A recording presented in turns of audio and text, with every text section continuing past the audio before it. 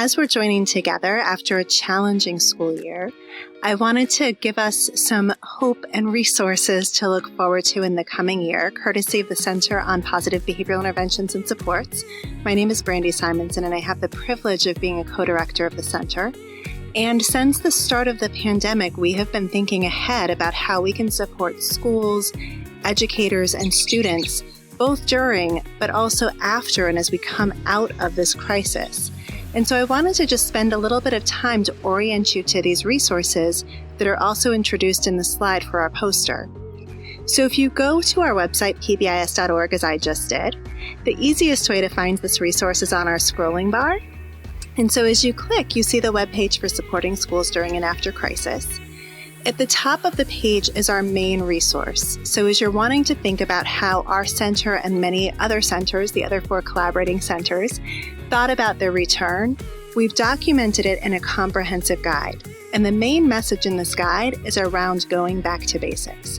So thinking about leveraging the systems you have in place at your state, at your district, at your school level to support implementation of those critical practices that we know are likely to maximize success of students. So as we thought about selecting those practices and the systems features, we were guided by the following principles. First and foremost, we wanted schools, districts, and states to center or prioritize equity in their work.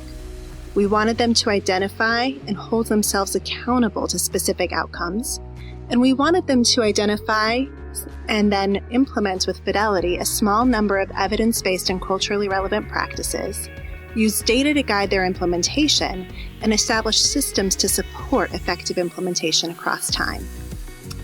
Because we recognize that this is a particularly challenging time, we also wanted to give schools, districts, and states a roadmap through this process.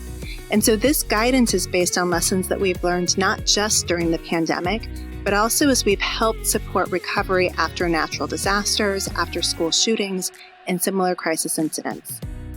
And so whether schools, districts, and states are getting started and thinking about kind of the smallest numbers of things they can do to support their students, families, and educators, or whether they're a system, again, school, district, or state, that has been implementing strongly and is now just looking to enhance their implementation to meet the needs of the moment, we provided, as we said, a roadmap to help folks prioritize whether they were in immediate crisis recovery, initial recovery, or whether they were starting to build back into a better normal, and then end with an enhanced implementation that continues and carries them forward.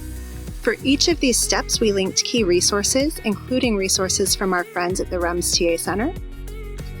And we've also grouped together key resources that support state and district implementation, school and classroom implementation, and are really geared at supporting families and students. And so as you can see on this resource page, we've grouped them under guides and briefs. We also have a collection of webinars and videos, and we'll continue to update these. We have templates that folks can use for action planning, so an example at the state and district level, an example of action plan templates to plan professional development as you return to school in the fall, to think about creating an effective classroom environment, and to think about implementing PBIS or other similar supports at home. And in each case, we also have a few additional resources and examples that include great videos from the field. We've landed also in this idea of leveraging the systems that you already have in place, as I said at the beginning, and really thinking about going back to basics with the practices that work well. So we hope these resources make the return to school in fall and the planning this summer easier, more effective, more efficient, and we look forward to supporting you all in the work that you do going forward. So again, I'm Brandi Simonsen, and thank you for spending these minutes with me and with the Center on Positive Behavioral Interventions and Supports. So our website is pbis.org, and we look forward to seeing you there.